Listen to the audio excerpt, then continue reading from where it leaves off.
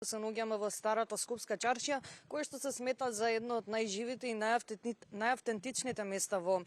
градот, место каде што истовремено владеат и традицијата, но и современиот живот. Што е најинтересно за туристите, странските туристи, па и домашните туристи, кога ја посетуваат самата чаршија, но и нешто повеќе за самата историја на старата Скопска чаршија. Во продолжение ќе слушнеме многу повеќе од мојата денешна гостинка Лида Стојановска, туристички водич. Лида, добро утро и добро дојде во Утринската емисија. Добро утро, поздрав до вашите гледачи. Мило ми е што имаме можност да прикажеме и да кажеме многу информации за старата Скопска чаршија на нашите гледачи. На самиот почеток сакам да напоменеме нешто повеќе за самата историја на чаршијата, од кога датира истата и што е автентично за нејзината градба. Всушност, старата чаршија датира уште 12 век и карактеристични секако се и најпечатливи делот кога доаѓаат османлиите тука, старите анови, амамите кои што се уште ги гледаме, и секако џамиите, црквата Свети Спас и границата која што е секако калето и камениот мост кај што е завршитокот на чаршијата. Значи, ова се некои од работите кои што може да се видат тука како повисоки згради и секако исpreплетени со малите дуќанчиња кои што не се многу високи, затоа што требало да ја дозволат да доминира калето, и затоа имаме малите кукички кои што и сека може да ги видиме на првите катови кај што работеле занаетчиите, на вторите катови кај што живееле.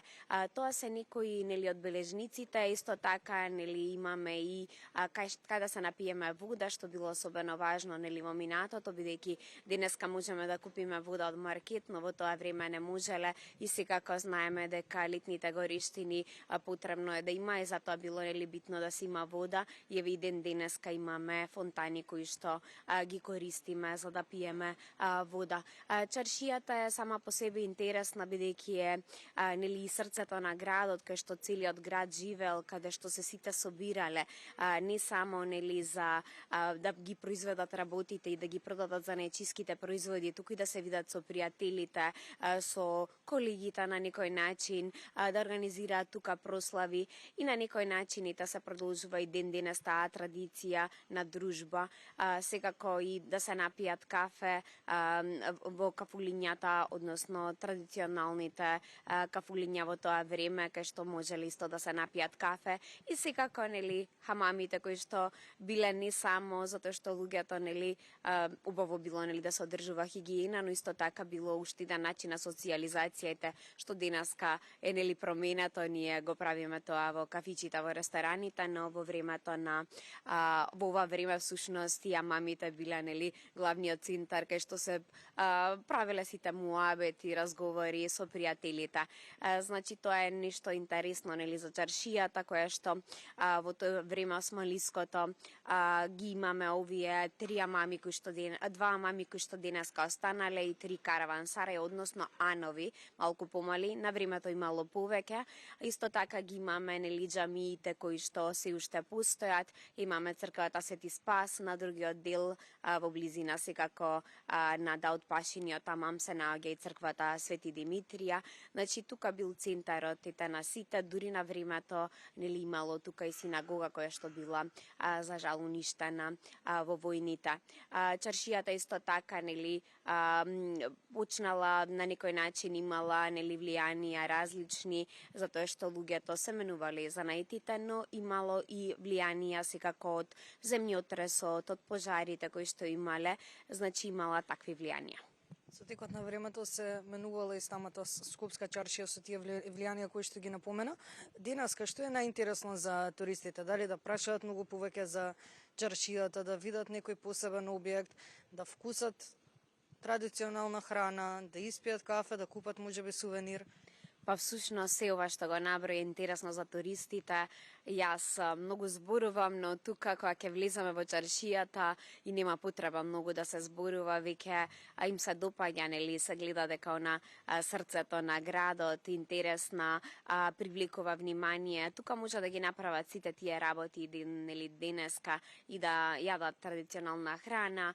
ништо сладко да пробаат, секако типично еве и како падопранецот и секако другите благи работи што ги имаме,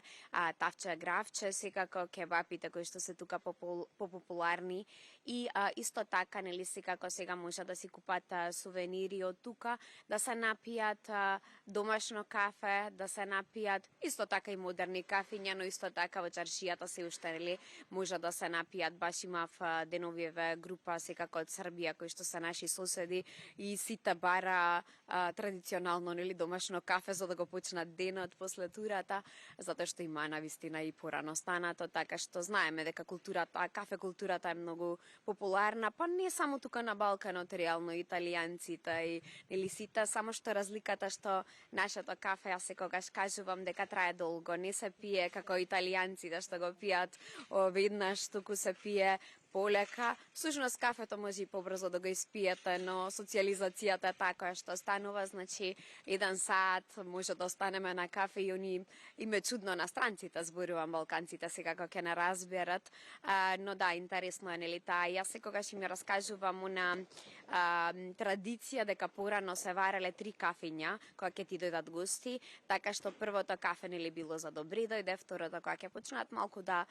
зборуваат, комшиката го направи ова комшика тоа направи, и третото кафе нели се вика сиктар кафе, бидејќи си оделе дома после тоа е нели турски збор што значи после тоа кафе си одите дома. Интересно име на туристите, но им објаснувам секако дека во тоа време може да се видат во чаршијата малечки филџани, ние шикаме шули за кафе, но во денешно време почна да растат шулите, така што не ви треба нели 3 кафиња, па и немаме секогаш време за 3 кафиња, малку побрз е сега животот. Бидејќи напоменавте дека сте имале група од Србија, најчесто од каде доаѓаат странски туристи? Па всушност јас ретко работам со други говорни подрачја, најмногу работам со шпански, почнав сега доста и со француски, особено овој период во зимата, бидејќи имаме и некои нели летови што не поврзуваат, така што шпански, кога ќе мислам на шпански, не мислам само на Шпанија, мислам и Мексико, Колумбија, Аргентина, исто така Бразил, кои што зборуваат португалски, ете Португалија, но ме разбираат, значи работам најмногу со нив, исто така имам значи како што реков од Франција, нешто Швајцарија, кај што зборуваат француски, Белгија, имам и на англиски, балканциве сега не се многу случува, но ние сме баш срекни водичите, еви колегите што повеќе работат, што ете и нашите соседи, Србија, Бугарија, кога ќе дојдат тука дека земаат локален водич, што и треба според закон или да земаат локален водич за да разгледаат, ако прават разглед со група секако, ако имаат слободно време, тоа никој не може нели да им го спречи да уживаат во слободното време. Но да, од тие говорни подрачја и поради тоа нели имамо таму туристи, ама како што реков, јас имам и индивидуалци од различни држави, така да има и од Англија, и од Германија имав, од други држави кои што нели со англиски ги водиме. Пред самиот крај би сакала кратко да напоменеме нешто повеќе и за изгледот на самата чаршија, колку сушност оној автентичен изглед си има променато во последниве години, што сметате вие како туристички водич? Всушност изгледот се менувал и во текот нели на подамнишните векови, бидејќи како што реков од 12 век датира чаршијата, така што тогаш нели бил еден изглед, кога доаѓа 14-15 век османлиите го добиват ориентален стил кој што и сега го гледаме и доминира во чаршијата. Исто така има делови што се и од Византија, но сепак како што реков, бидејќи голем дел и земјотресот, пожар, исто така го има разрушено дел од градот, се има обновувано. Во последните години исто така е променето. За жал ние, иако сакаме нели традиционалните занаети да ги задржиме, светот се менува, така што почнуваат да се прилагодуваат сите занаечи и продавници. Значи ако порано било некој занает, сега може би е сувенирница, може би е за облека, може би е за кафе, може би е за чај. Значи се менуваат. Сега има една улица која што пред 2-3 години беше навистина пуста улица, сега јас ја викам улицата на кафињата, зборувајќи си како со експерти, ним се допаѓа сета таа боја што е ставена таму, интересните кафичи. Да, на експертите ним се допаѓа точно бидејќи е заштитено подрачје, не би требало нели да се менува на тој начин, особено не на дворешниот дел, но на туристите им се допаѓа. Затоа што тоа е навистина нешто, денеска знаете, бараме, фотографираме, што е убаво, че бараме такви инстаграмерски места, така што навистина еден интересен дел и секако